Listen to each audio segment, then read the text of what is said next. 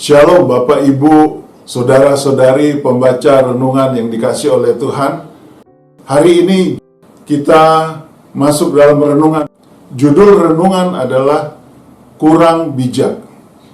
Firman Tuhan terambil dari kitab Yeremia pasal 40 ayat 13 sampai yang ke-14. Pada suatu kali Yohanan bin Karea dan semua panglima tentara yang masih berada di luar kota datang kepada Gedalia di Mizpah. Dan mereka berkata kepadanya, "Tahukah engkau bahwa Baalis, raja Bani Amon, telah menyuruh Ismail bin Netanya membunuh engkau?" Tetapi Gedalia bin Ahikam tidak percaya kepada mereka. Dalam beberapa hal, Gedalia bin Ahikam sudah menunjukkan tindakan yang benar, seperti dalam hal menerima orang lain dan juga dalam kepedulian kepada orang lain. Namun, dalam hal yang satu ini bisa dikatakan Gedalia bin Ahikam kurang bijak, yaitu dalam hal menerima informasi. Yang memberikan informasi adalah orang-orang penting, yaitu Yohanan bin Karea dan para panglima tentara.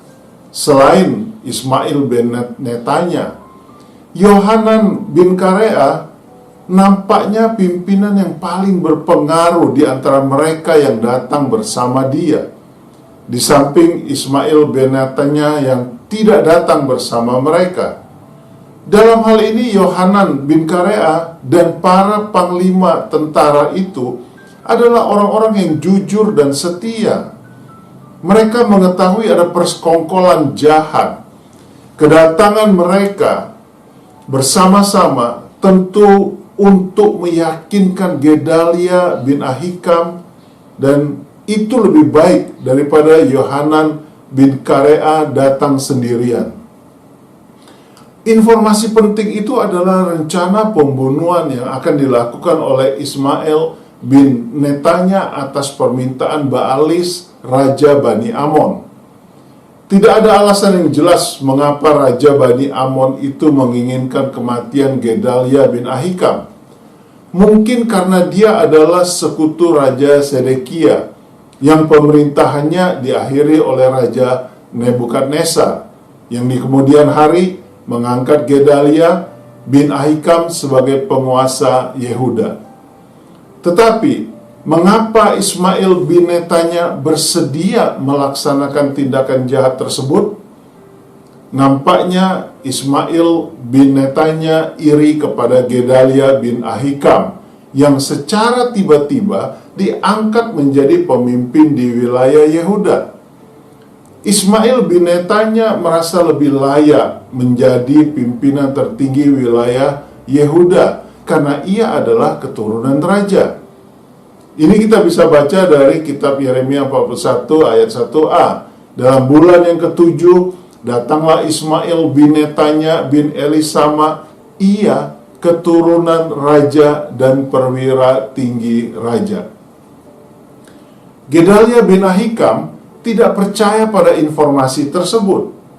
Ada 3 hal yang membuat Gedalia bin Ahikam tidak mempercayai informasi tentang rencana pembunuhan atas dirinya.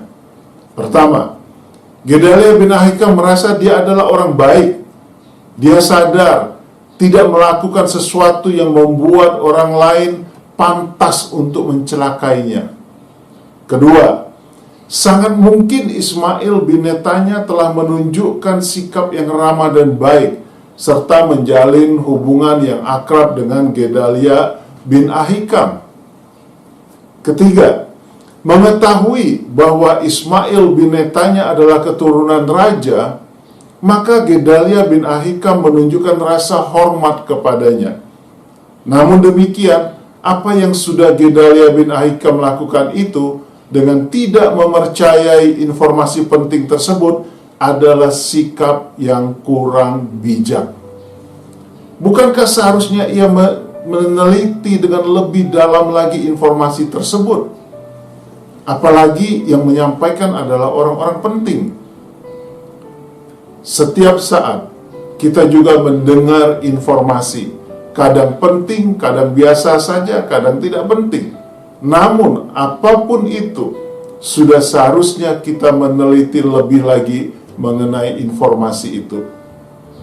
Jangan buru-buru menolaknya, sebab siapa tahu informasi itu berguna bagi kita. Kata-kata bijak hari ini, berguna atau tidaknya sebuah informasi harus kita teliti. Namun buru-buru tidak percaya adalah sikap yang tidak bijak. Bapak Ibu yang dikasihi oleh Tuhan, mari kita menutup renungan hari ini dengan berdoa bersama-sama. Bapa, beriku kemauan mendengar informasi dan kepekaan untuk mengetahui apakah informasi yang aku dengar itu berguna atau tidak bagiku. Dalam nama Tuhan Yesus aku berdoa. Amin.